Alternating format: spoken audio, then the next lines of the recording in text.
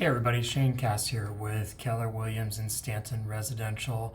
The Beacon Report just came out this week. If you're not familiar, the Beacon Report is a monthly report that comes out from the Beacon Appraisal group here in Central Oregon, where they really just pour through all the numbers and give us a lot of data on what is happening in the real estate market. So in this video, I'm just going to talk about Bend. I'll upload a couple more videos talking about other areas in Central Oregon, including like Redmond, Sisters, and give you an idea of what's going on there as well, so as not to turn this into like a 15-minute video. So the first thing we're going to look at here is median sales price. You see over here, $728 right now in June of 2026, down from $795 in May. But pretty consistent if you look at, the last like 12 months or so. Always jumps up and down a little bit, and that's really just kind of dependent on the subset of houses that actually sold in that month. If they skewed more towards lower priced homes, that number's going to be lower. If there were a bunch of big ones in there, that number's going to be higher. But what we kind of look for in median price is that consistency over time, or like a consistent pattern of dropping down or going up. And right now, it's pretty much been the same since, more or less the same since, 2024. So hovering in there around that 728 to 730 mark if you took an average. The number of sales, this is an interesting one. 201 in June. So we're seeing that this is kind of a lagging indicator of people kind of ramping up in April and May to make purchases. So 201 sales. These sales probably would have originated in late April or early May, but that's a sign of an active, healthy summer market. Bend is still highly desirable. This is a place where people want to live, and that's even with high interest rates and high prices. You're seeing that reflected in those 201 sales, which, according to this report, is the highest we've seen since. I don't know, it doesn't go back far enough, right? So June of 2025, we had 166, and that's up 201. So again, that's still a place where people want to come, still very active market for buyers.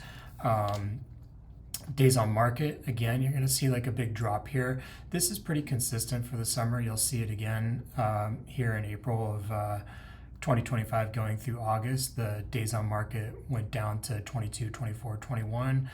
This year, 18, 13, 13, 18 in June, up or down from, the 60s in the winter months.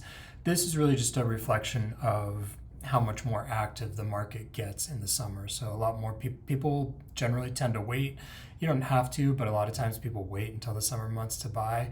There's more listings, and so the listings that are selling and the buyers that are going after them are all kind of, converging in on this time, and the result is, lower days on market.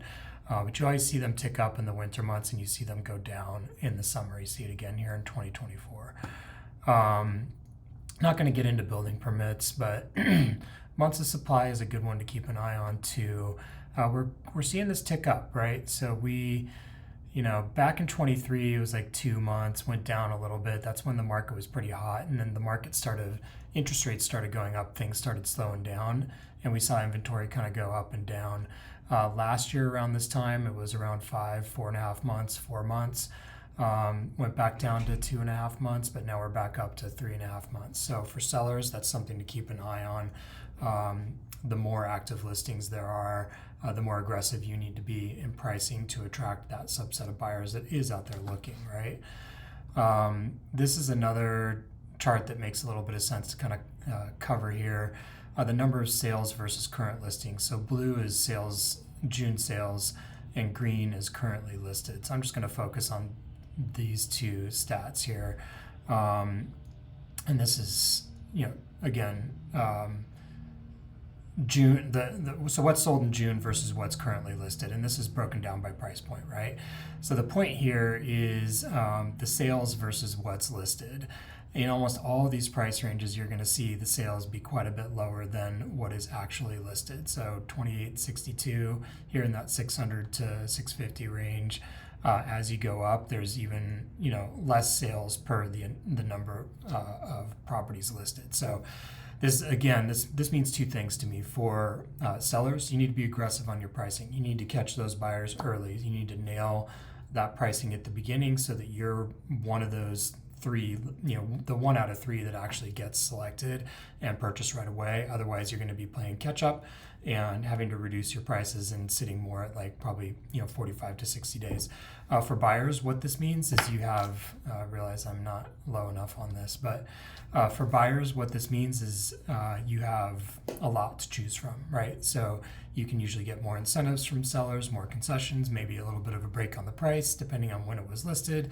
It just more room to negotiate. So again, like blue is the number of listings sold, green are the active listings. So you see that big difference there between the two. So that's it for today. I'll get into Redmond maybe tomorrow or the next day. If you have any questions about this, let me know. I'm always around. My number is 503-810-2723, or you can just click somewhere here in YouTube and it'll probably direct you to that as well in the description. Like or subscribe if you have a minute, and we'll see you next time.